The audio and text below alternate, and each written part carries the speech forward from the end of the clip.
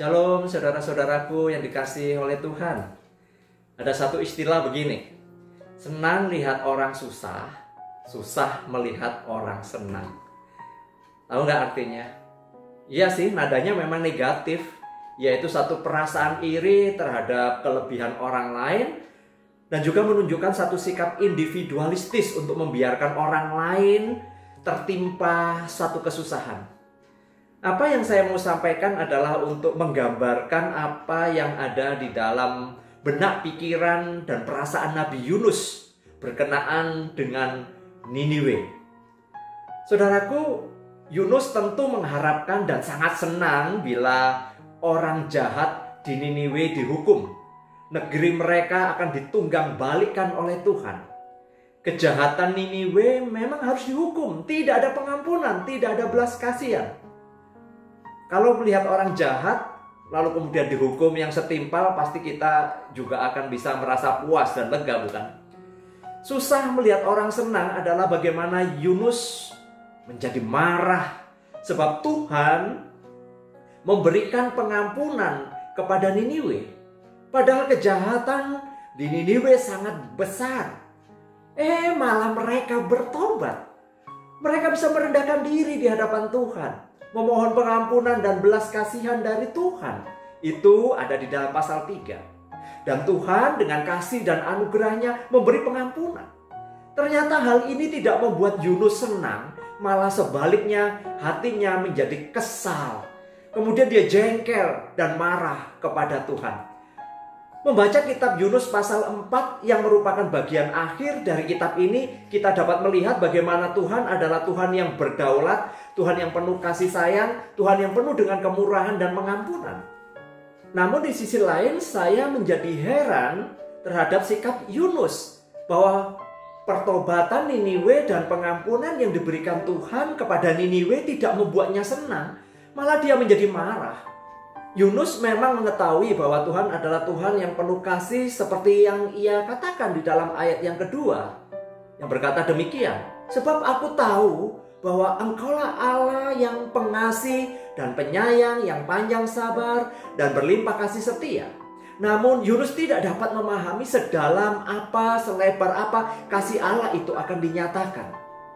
Saudaraku, bagi Yunus lebih baik mati daripada melihat Niniwe mendapat pengampunan, karena sekali lagi bagi Yunus setiap kejahatan, dosa harus dihukum.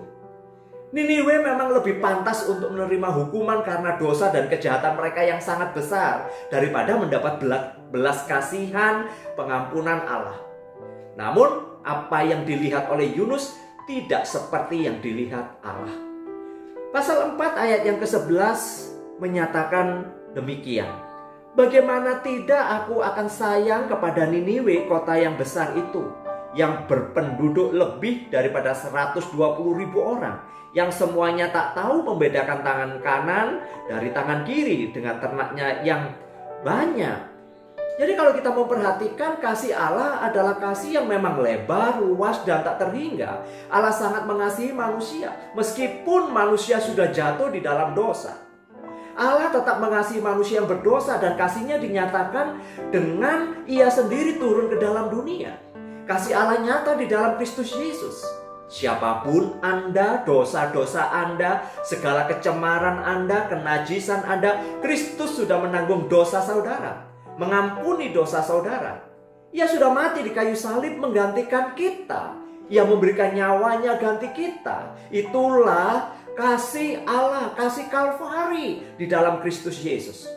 Mungkin orang lain melihat Anda begitu rendah dan hina, namun tidak demikian dengan Allah, bahwa Anda berharga di matanya.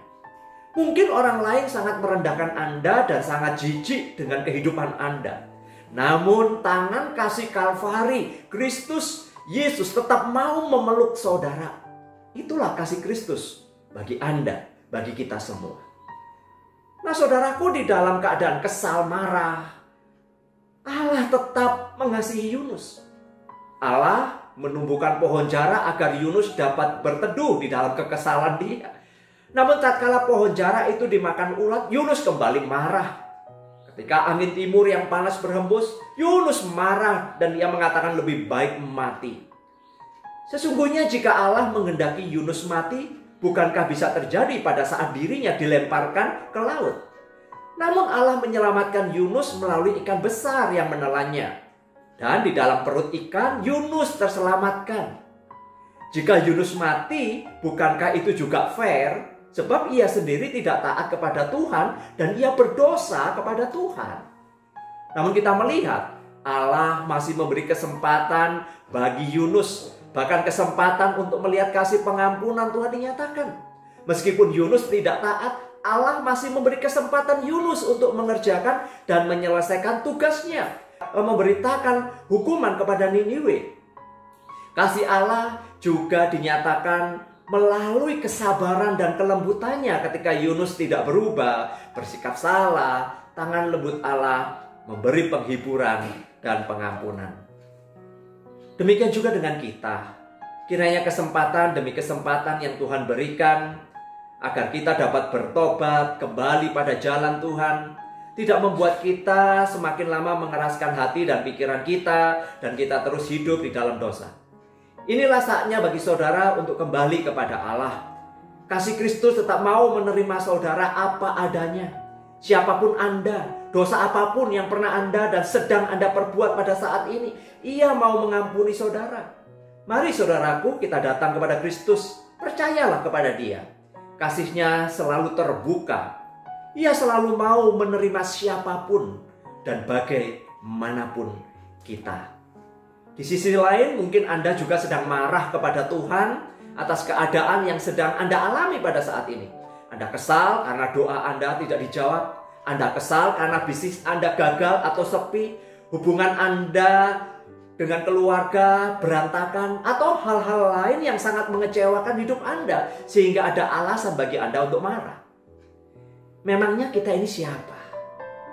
Ingatlah saudara, kita ini hanya debu tanah yang akan kembali menjadi debu tanah. Jika Allah menghendaki kita meninggal hari ini, kita pasti meninggal.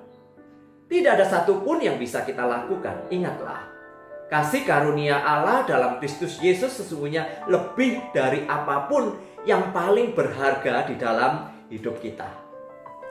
Nah, marilah kita boleh datang kepada Dia, melihat bahwa kasih pengampunan anugerahnya selalu terbuka ketika saya dan saudara mau datang kepadanya. Mari kita berdoa. Bapa kami yang di surga, terima kasih kami diingatkan kembali bahwa tangan kasih-Mu selalu memeluk kami, orang yang hina ini, manusia yang berdosa ini.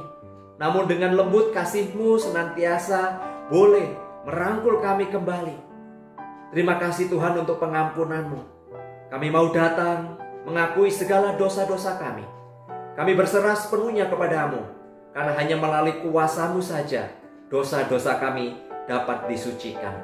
Terima kasih, terpujilah Engkau. Di dalam nama Tuhan Yesus kami sudah berdoa. Kiranya apa yang saudara pelajari dari kitab Yunus ini menjadi berkat bagi saudara. Dan untuk bisa menjadi berkat, silakan saudara share kepada teman-teman saudara. Jangan lupa saudara like, saudara juga boleh tulis komen, saudara juga boleh subscribe supaya saudara tidak ketinggalan. Berkat dan kasih karunia dari Allah Bapa, Tuhan Yesus dan Roh Kudus menyertai kita semua. Amin.